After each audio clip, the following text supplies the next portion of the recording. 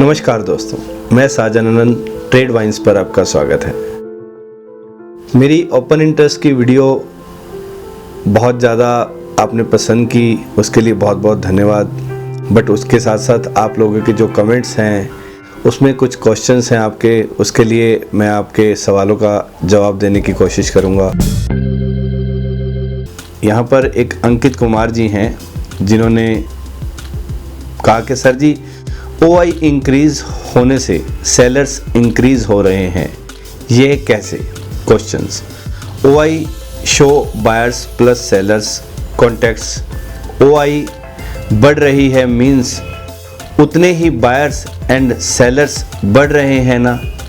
Questions. Video 3 बार देख लिया, clear नहीं हो पाया। सर, प्रॉब्लम यहाँ पर एक है कि आप करंट पे OI को देख रहे हैं। क्या आपके पास ओपन इंटरेस्ट का हिस्टोरिकल डाटा है जिसके लिए आप M6 ऑफ इंडिया की साइट पर, चाहे आप NSE में काम कर रहे हैं, BSE में या कमोडिटी में, आपका जिस भी सेगमेंट में इंटरेस्ट है, आप उसकी OI ओपनिंग से लेकर क्लोजिंग तक उस पर नज़र रखनी पड़ेगी कि ओपन इंटरेस्ट कल की क्लोजिंग से आज की क्लोजिंग में कहाँ बंद हो रहा है, उसके साथ साथ प्राइस कैसे इंक्रीज या डिक्रीज हो रहा है। इस तरह से आपको ये देखना होगा। ऐसा नहीं है कि ओपन इंटरेस्ट बढ़ रहा है और प्राइस नीचे जा रहा है, तो क्लियरली है ना कि वहाँ पर लोग बाय करते जा रहे हैं, उस सेगमेंट को लोग प्लस बाय कर रहे हैं। वो जो ओपन इंटरेस्ट बढ़ रहा है वो बायर्स हैं, इसलिए प्राइस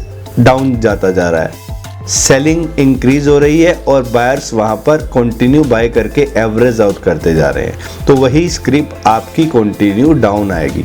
इसके लिए अगर आप कहें कि मैंने आज ही देखा OI को और OI को देख करके मैंने देखा कि OI भी बढ़ रही है, तो मैं इस चीज़ को बाय कर लेता हूँ और वो प्राइस नीचे जा रहा है। फर्स्ट ऑफ ऑल उस स्क्रिप्ट का लॉन्ग डाटा जो पीछे से चल रहा है वो आपके पास कंटिन्यू होना चाहिए। ऐसा नहीं है कि ओपन इंटरेस्ट जहाँ से चलता है, मान लीजिए किसी चीज़ का ओपन इंटरेस्ट 9000 है और वो सेगमेंट 1000 पे ट्रेड कर रहा है, वही ओपन इंटरेस्ट 10,000 हो गया और प्राइस जो था वो 1000 से 900 आ गया, तो ये क्लियर है कि वहाँ पर जो ओपन इंटरेस्ट इंक्रीज हो रहा है।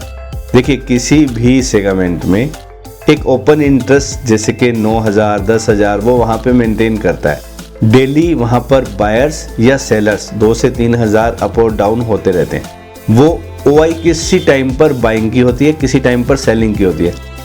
इसको वॉच आउट करने के लिए आपके पास उसकी पिछली हर दिन की क्लोजिंग और उस दिन में OI का हाईएस्ट हाई क्या लगा था, जहाँ पर से प्राइस ने एक यू टर्न लिया। तो आप उन सभी चीज़ों के लिए, उस स्क्रिप्ट के लिए आप M6 ऑफ इंडिया की भाव कॉपी पे जाएं, उसमें अपने फ्यूचर ऑप्शन या कमोडिटी या आप NSE BSE में जिसमें भी ट्रेड कर रहे हैं उसकी एक लिस्ट निकालिए जिसमें भाव कॉपी में आपको open interest, volume, open, high, low, close हर चीज़ मिलेगी। ये मैंने इस पर भी आपके क्वेश्चंस का जवाब दिया कि ये ओपन इंटरेस्ट का डाटा हमें कहाँ से मिलेगा। एक तो ओपन इंटरेस्ट का डाटा लाइव चलता है जब प्राइस मार्केट चल रही होती है। एक सबसे पहला ध्यान कि ओपन इंटरेस्ट क्लोज कहाँ हुआ था, उससे पिछले दिन क्लोज क्या हुआ था, उससे पिछले दिन क्लोज क्या हुआ था। आपके पास कंटिन्यू अगर डाटा रहेगा तो आपको ओपन इंटरेस्ट की समझ आएगी। ओपन इंटरेस्ट को समझने के लिए आपके पास पिछला डाटा यानी कि हिस्टोरिकल डाटा होना ज़रूरी है। आप मेरी हिस्टोरिकल डाटा की वीडियो देखिए। मैं हर बात पर एक ही बात कहता हूँ कि आप किसी चीज़ को समझने के लिए उसके हिस्टोरिकल डाटा, ये अगर आप भाव कॉपी देखते हैं और उसमें आपके पास कंटिन्यू रिकॉर्ड्स हैं कि OI कहाँ से चली थी, कहाँ आई थी, कॉन्ट्रैक्ट चेंज हो रहा है, तो पिछले कॉन्ट्रैक्ट से अगले कॉन्ट्रैक्ट के जो बायर्स या सेलर्स हैं वो अपनी पोजीशन को ट्रांसफ़र कर रहे हैं, उन्होंने रोल ओवरिंग की है।